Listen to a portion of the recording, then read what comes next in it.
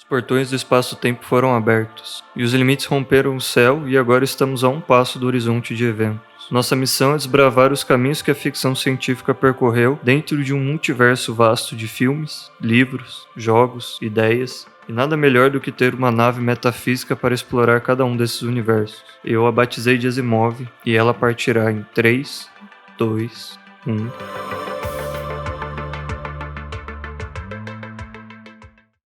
Em uma galáxia muito distante, em um planeta qualquer dentre vários, vemos um rosto, talvez um rosto familiar. Afinal, uma expressão abatida e cansada é um tanto comum no mundo em que vivemos. E deste rosto extraímos um nome, Cassian Andor, personagem central na série spin-off de Star Wars. Mas apesar da série levar o seu nome, Andor é muito mais do que apenas mais uma história Star Wars. Talvez de todo esse universo seja aquela que mais levou a sério seus próprios conceitos e os explorou de forma convincente, para construir uma narrativa que tem muito a dizer. Portanto, não pretendo resumir a série em apenas um vídeo ou sintetizá-la em uma nota de 0 a 10. Ao invés disso, gostaria de abordar um único tema, a liberdade, tema presente durante todos os 12 episódios da primeira temporada. Acho que a premissa de Star Wars é bastante conhecida do público geral. Em suma, existe uma força governamental que chamamos de Império, que domina e rege, e do outro lado, uma outra força formada por pequenos grupos espalhados pela galáxia, que chamamos de rebeldes, aqueles que lutam. Mas do que exatamente se trata esse confronto? O que está em jogo tanto para um lado quanto para o outro? Existe um lado certo e outro errado?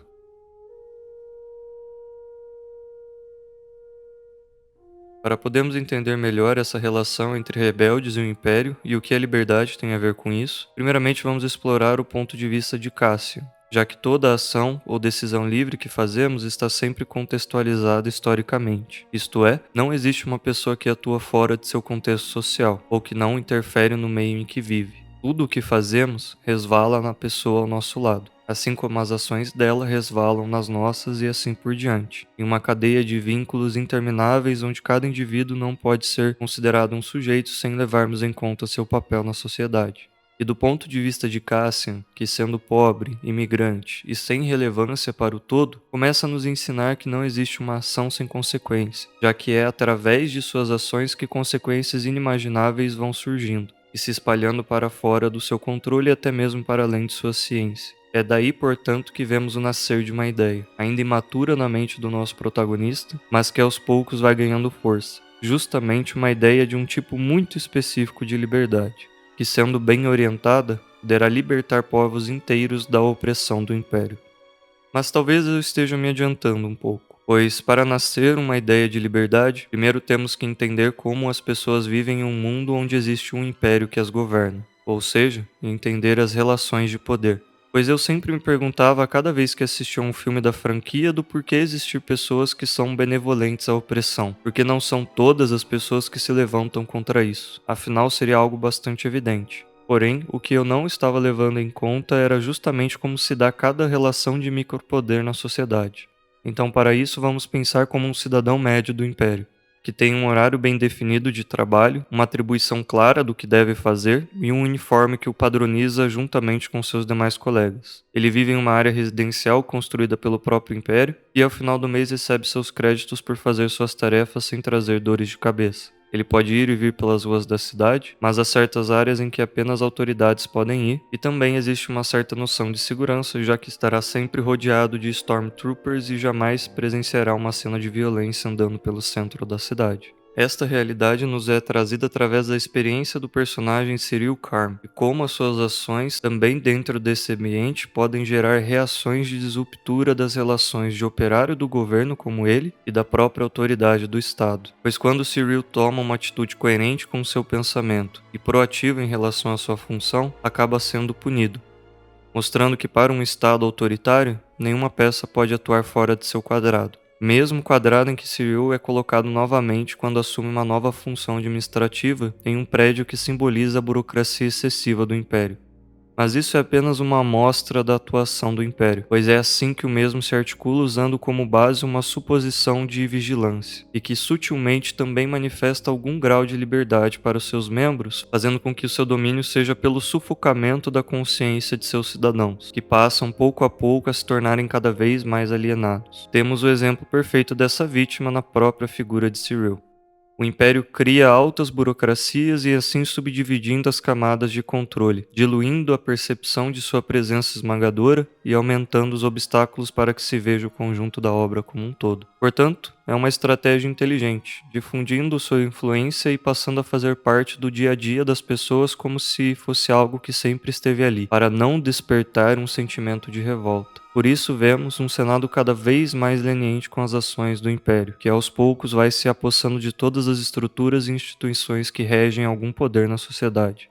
Por isso, nessa série também podemos observar todos os estados da jornada do herói acontecendo com Andor, já que, para se libertar de seu estado de aceitação com relação à sua posição e de lutar contra a opressão, Andor passa por estágios de acontecimentos que vão mudando sua vida aos poucos. O que acontece no desenrolar dos 3 primeiros episódios, por exemplo, representa o primeiro arco de sua jornada. Nos próximos 3 episódios, temos o desenvolvimento com a figura de seu mentor, representado por Lúthien, e o chamado para a ação com o assalto dos créditos imperiais, e assim por diante. Ou seja, é necessário um processo de libertação, que acontece por camadas a partir de ações concretas. Por isso não é surpresa perceber que boa parte das pessoas nas sociedades de Star Wars são referidas como dormentes, já que choques de realidade são necessários para uma mudança de visão. Porém, como a própria série destaca, nem sempre isso basta para que uma pessoa se converta à rebelião, assim como Cyril não foi capaz de entender contra quem e o que deveria lutar, projetando suas frustrações e falhas naquilo que é o mais fácil de se fazer, apontar o outro como a causa maior de seus próprios erros, já que na sarjeta do vizinho tudo pode ser colocado como entulho.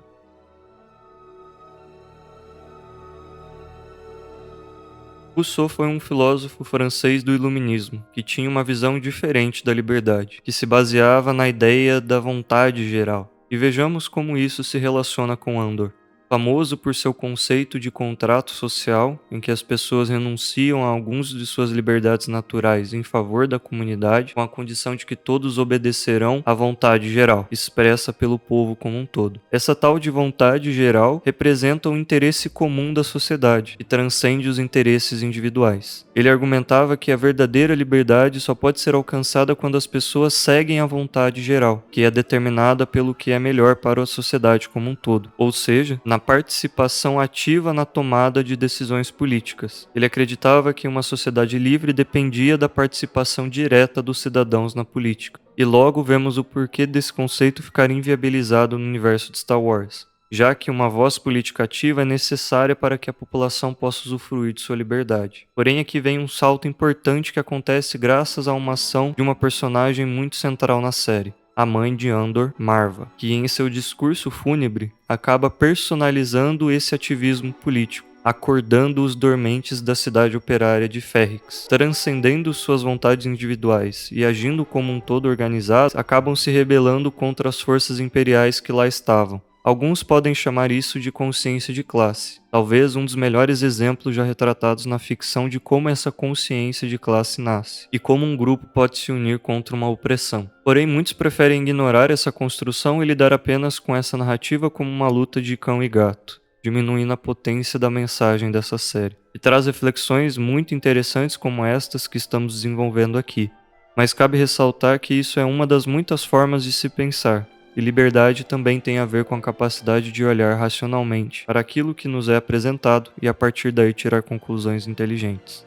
Com certeza, o ápice de toda a série se encontra no Manifesto de Nemik, que simboliza em palavras o que é a rebelião, e de todas as possibilidades que podemos ter sobre o que significa liberdade, temos aqui a resposta que Andor ajudou a moldar e dar o rumo a praticamente tudo o que irá se seguir na cronologia de Star Wars como um todo. Em suas palavras, Nemik diz: There will be times when the struggle seems impossible. I know this already. Alone, unsure, dwarfed by the scale of the enemy. Remember this. Freedom is a pure idea. It occurs spontaneously and without instruction. Random acts of insurrection are occurring constantly throughout the galaxy. There are whole armies, battalions that have no idea that they've already enlisted in the cause. Remember that the frontier of the rebellion is everywhere, and even the smallest act of insurrection pushes our lines forward. And then remember this. The Imperial need for control is so desperate because it is so unnatural. Tyranny requires constant effort. It breaks. It leaks. Authority is brittle. Oppression is the mask of fear. Remember that. And know this. The day will come when all these skirmishes and battles, these moments of defiance will have flooded the banks of the Empire's authority, and then there will be one too many. One single thing will break the siege. Remember this. Try. Vamos destrinchar um pouco mais sobre o que ele quer dizer com tudo isso, pois o texto sugere que a liberdade é uma ideia pura que ocorre espontaneamente e sem instrução. Essa concepção pode ser relacionada à filosofia existencialista, que argumenta que a liberdade é uma característica inerente à condição humana. Filósofos como Jean-Paul Sartre argumentaram que os seres humanos estão condenados à liberdade, o que significa que somos responsáveis por nossas escolhas e ações, mesmo quando enfrentamos situações opressivas. Talvez Nemec tenha aprendido isso observando Cassian. Mas o texto também retrata atos de insurreição como uma resposta à opressão, sugerindo uma conexão com a filosofia política de pensadores como Hannah Arendt. Arendt enfatizou a importância da ação política como um meio de resistência contra sistemas totalitários. Ela argumentou que a ação política é a expressão da liberdade humana, assim como vimos o conceito de vontade geral de Rousseau ganhando forma nos atos de rebeldia coletivas.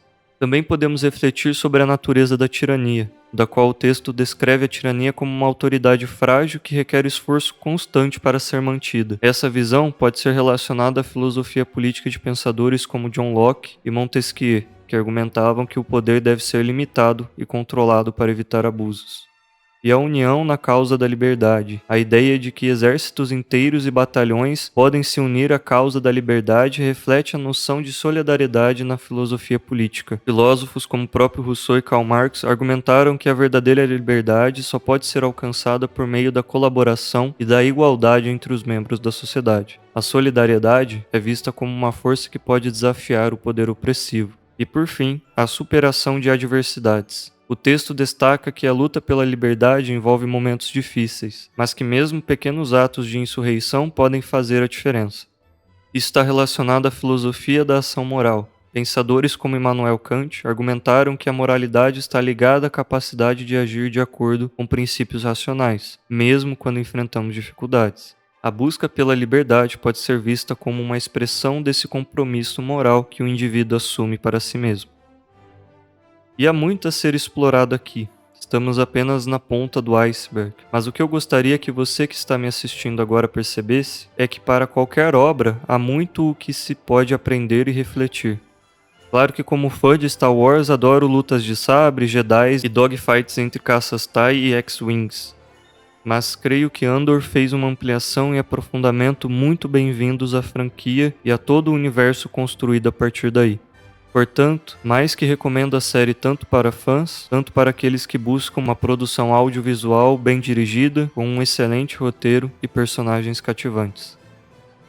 A ideia de liberdade é uma das conquistas mais notáveis da história intelectual e política da humanidade. É uma força que nos impulsiona a buscar a justiça, a igualdade e a dignidade. No entanto, a liberdade também nos desafia a ponderar sobre suas complexidades e encontrar maneiras de equilibrá-la com outros valores importantes. À medida que continuamos a explorar essa ideia abstrata, estamos perpetuamente envolvidos em um diálogo sobre o que significa ser verdadeiramente livre em uma sociedade que sofre com constantes mudanças.